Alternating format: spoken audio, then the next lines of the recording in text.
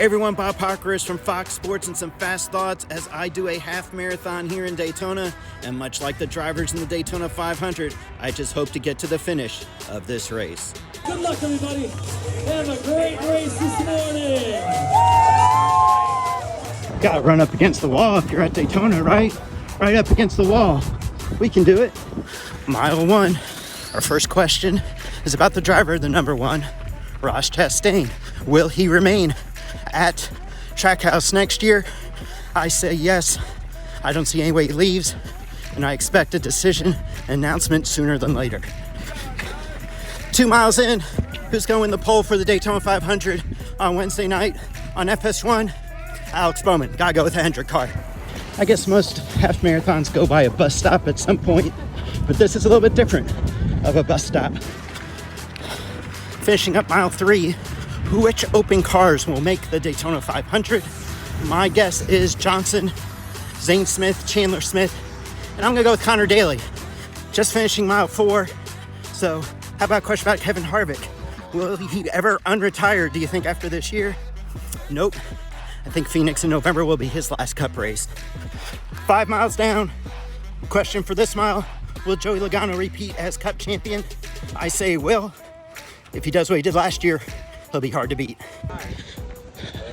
Tale of two bridges. Here comes the first one at mile 6. Mile 6 is uphill, upper bridge.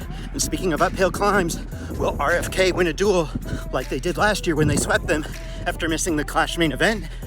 I say they will win one, but probably not both. Just completing mile 7. So we got to talk about 7 time. Jimmy Johnson, how will he do this year? I think a couple of top 10 should be his expectation. That team is still building a foundation. About to complete mile 8. Completing mile 8, so let's talk about the 8 car, Kyle Busch.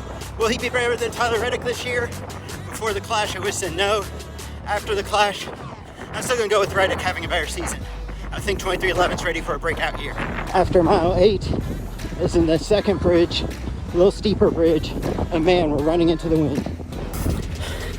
Just completed mile 9, uphill, through over a bridge. Are things over the bridge, like past, as far as Ross Chastain and Denny Hamlin? I think not. Wouldn't be surprised to see Denny wreck him at some point this year.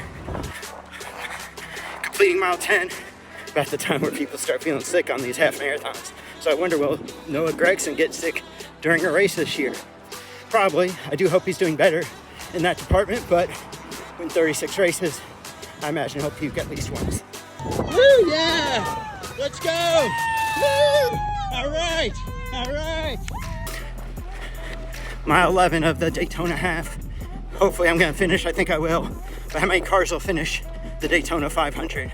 My guess is 22, maybe 27, 28 going into the final lap, but only 22 crossing the finish line at the end. Mile 12, who's gonna win the Daytona 500? I'd go with the Ford and go with Ryan Blaney. Should have won it last year, will win it this year. Mile 13, does Daytona have lights? Yes, we can see the lights. You can see them.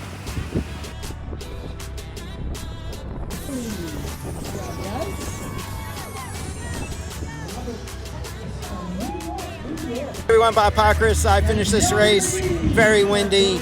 My fast thoughts are done. Well, wait, one last one. If it's this windy, it's going to be very interesting. Daytona 500 next Sunday on Fox. Hey, race fans, thanks for watching our video. For all NASCAR on Fox News, content, and the best clips from Fox Sports, be sure to follow and subscribe to our channel.